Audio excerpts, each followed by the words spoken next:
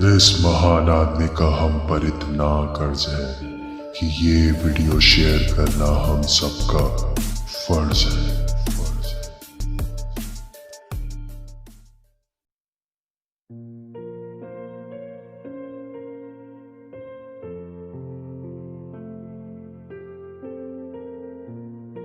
देश खतरे में है, कोरोना से नहीं, चाइना से।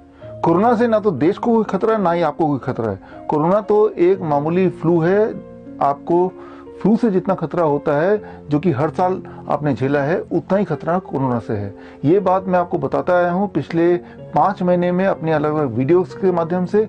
इन बातों की सारी प्रूफ अगर आपको चाहिए तो स्क्रीन पे दिए हुए लिंक में जाके मेरी किताब corona the scandal of the millennium में जाके आप देख सकते हैं। The real threat is from the China. China से हमारे देश को थ्रेट आता रहा है, ये बहुत पुरानी बात है, लेकिन अभी थ्रेट अपने एक्सट्रीम में है। कारण ये कि एक तरफ चाइना की जो इकोनॉमी है वो अपने पीक पे है और इंडिया की इकोनॉमी पूरी तरह क्रैश कर चुकी है। याद रखिए, बॉर्डर में जब लड़ाई होती है तो वो लड़ाई में जो औजार होता है वो होता है इकोनॉमी, पैसा।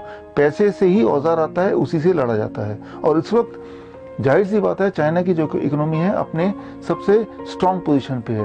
कारण ये कि कोरोना के बहाने कोरोना के जो मेडिकल सप्लाईज हैं वो इंडिया समेत चाइना सारी देशों को अभी एक्सपोर्ट कर रहा है। पिछले दिनों अगर भारत की बात करें तो भारत ने 21 टन मेडिकल सप्लाईज चाइना से हवाई जहाज के माध्यम से इंपोर्ट किया था।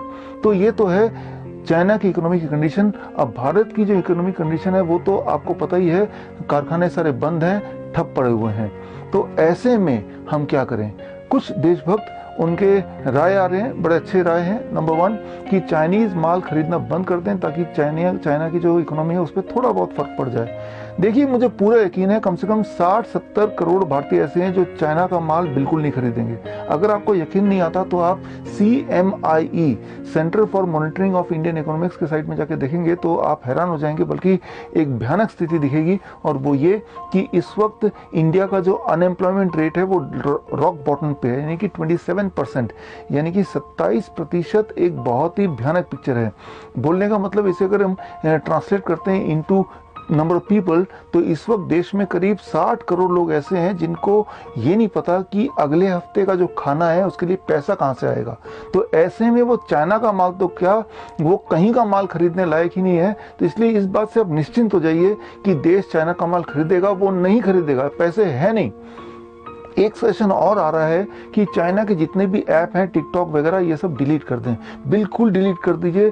डिलीट करने से थोड़ा बहुत फर्क पड़ जाना चाहिए। और अगर आप चाइना का सारा ऐप डिलीट करना चाहते हैं तो स्क्रीन पे दिए हुए जितने सारे ऐप आप देख रहे हैं वो सारे ऐप भी आप डिलीट कर दीजिए। आप बोलेंगे ये तो सारे भारतीय ऐप हैं, फ्लिपकार्ट है, स्नैपडील है, पेटीएम है, ओयो है, ओला है, बाइजूस हैं, ये सारे दिखने में भारतीय ऐप हैं, लेकिन इसके जो तार हैं, इसके जो इन्वेस्टर्स हैं, इनके जो शेयर होल्डर हैं, मेजर शेयर होल्डर, वो तो सारे चाइनीज ही हैं। तो जब भी आप इनमें से भी कोई ऐप यूज करेंगे तो उसका भी एक कंट्रीब्यूशन, एक पैसा चाइना को जा रहा है। तो सही मायने में अगर आप सारे चाइनीज ऐप हटाना चाहते हैं तो ये सारे ऐप, या फिर मोटा मोटी बात करें तो जितने भी भारतीय ऐप हैं उसमें 99% ऐप सारे डिलीट कर देंगे तो ही माना जाएगा कि आपने चाइनीज सारे ऐप डिलीट कर दिए। तो किसी देश को कमजोर करने का तरीका 2 है। एक तो ये कि उसकी इकोनॉमी को कमजोर करने की कोशिश की जाए, और दूसरा कि अपनी इकोनॉमी को बूस्ट करें।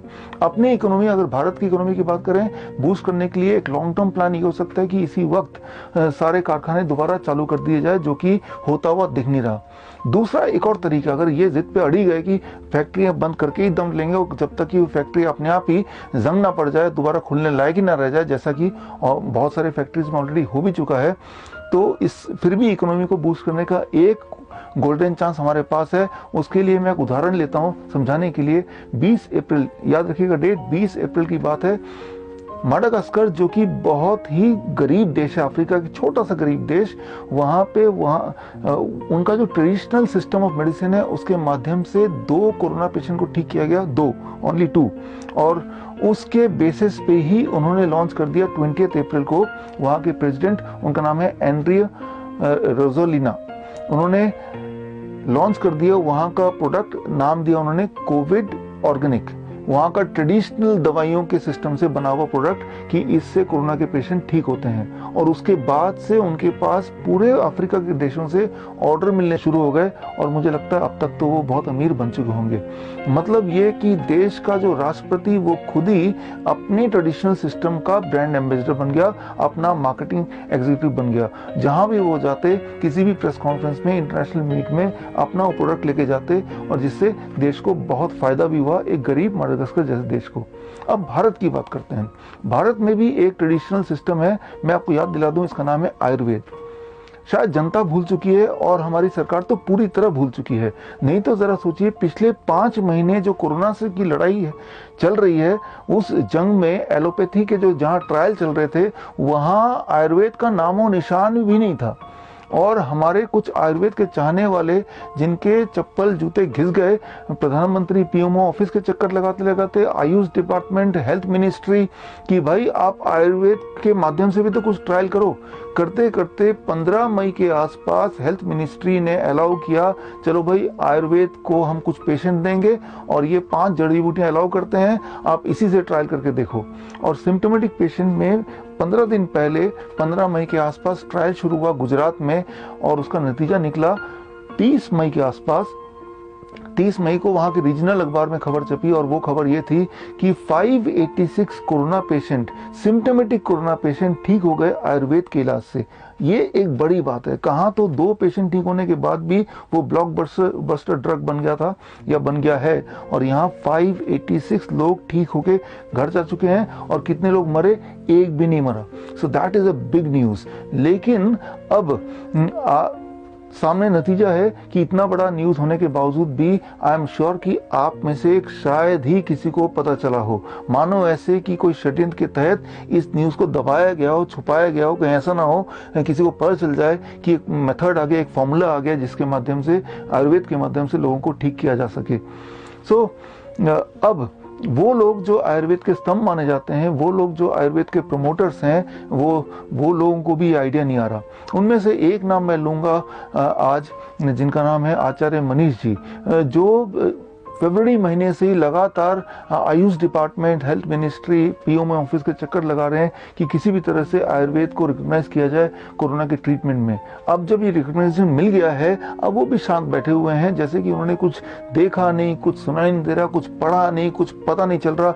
इस तरह का बिहेवियर उनका भी है। और साथ में बड़े बड़े जो दिग्गज हैं, रामदेव हैं, श्री रविशंकर है, जिन्होंने अपना ब्रांड वैल्यू ही आयुर्वेद के आधार पर बनाया है, वो भी कहीं गुमसुम है, कहीं चुपचाप बैठे हैं किसी कोने में। उनको भी दिखाई नहीं दिया कि 586 पेशेंट ठीक होके जा चुके हैं। ये एक बहुत बड़ी बात है।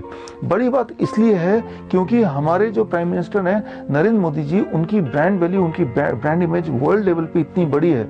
मुझे लगता है ट्रंप के बाद उनका नाम ही है जो नाम से, चेहरे से लोग पहचानते हैं और मानते भी हैं। अगर वो माडागास्कर भी प्रेसिडेंट की तरह अगर वो भी ब्रांड एम्बेसडर बन जाए, मार्केटिंग एग्जीक्यूटिव बन जाए आयुर्वेद को प्रमोट करने के लिए, और अगर वो आयुर्वेद को हाथ में लेके एक बार अनाउंस कर दें प्रेस कॉन्फ्रेंस में कि हमने देखा है कि इतने पेशेंट ठीक होते हैं, 586 पेशेंट ठीक हुए, एक भी डेथ नहीं हुआ, तो मुझे पूरा यकीन है जैसा माडागास्कर के साथ आजकल हो रहा है, भारत के साथ भी ऐसा ही होगा। एकदम से भारत का जो डिमांड है आयुर्वेद के लिए, पूरी दुनिया भर से डिमांड आएगा और पूरे विस्फोटक की तरह ये दवाई आयुर्वेद की छा जाएगी पूरे वर्ल्ड में। और एक दिन में, जस्ट एक दिन में भारत की इकोनॉमी वापस आ सकती है, भारत की इकोनॉमी पटरी पे आ सकती है। इसलिए भी क्योंकि कोरोना की वो जो दवाई है, आयुष की जो दवाई है, जो आयुर्वेद की दवाई है, वो तो ऑर्डर आएंगे ही, लेकिन लोगों का ध्यान एक बार फिर आयुर्वेद की तरफ आएगा, जिसके वजह से आयुर्वेद के जो बाकी और प्रोडक्ट्स हैं वो भी फिर एक्सपोर्ट होने लगेंगे। लेकिन शायद कोई ये होने देना चाहता नहीं है। इसके पीछे का कारण क्या हो सकता है? जहां तो एक तरफ ये बोला जा रहा है कि भारत की इकोनॉमी को वापस लाओ, भारत खतरे में है, और जहां दूसरी तरफ एक ब्लॉकबस्टर प्रोडक्ट ऑलरेडी तैयार होकर बैठा हुआ है घर में। और मुझे पता है कि आज अगर हमने कुछ किया नहीं तो याद रखिए आसपास के और देश, जैसे कंबोडिया जैसे छोटा देश, वियतनाम जैसे छोटे देश, थाईलैंड जैसे लोग, वो लोग भी अपनी ट्रेडिशनल मेडिसिन पे काम कर रहे हैं। आज नहीं तो कल वो अपना प्रोडक्ट निकालने ही वाले हैं। तो सारा ध्यान, एशियन कंट्रीज का ध्यान, वो आंखें खुली है कि कौन अपना पहला प्रोडक्ट निकालता है, और सारा जो फर्स्ट जो फायदा ले जाएंगे फर्स्ट मूव का वो देश ले जाएगा जो पहली बार अनाउंस करेगा, ठीक मडागास्कर की तरह। लेकिन इसके बावजूद भी शायद ये आइडिया आया नहीं है। तो आपकी रिस्पॉन्सिबिलिटी, ये जो आइडिया मैंने बताया, क्यों ना और prime minister becomes the brand ambassador of this Ayurvedic product and launch it globally. सिर्फ एक प्रेस कॉन्फ्रेंस करने की देर है, कुछ भी नहीं करना है। तो ये आपको पहुंचाना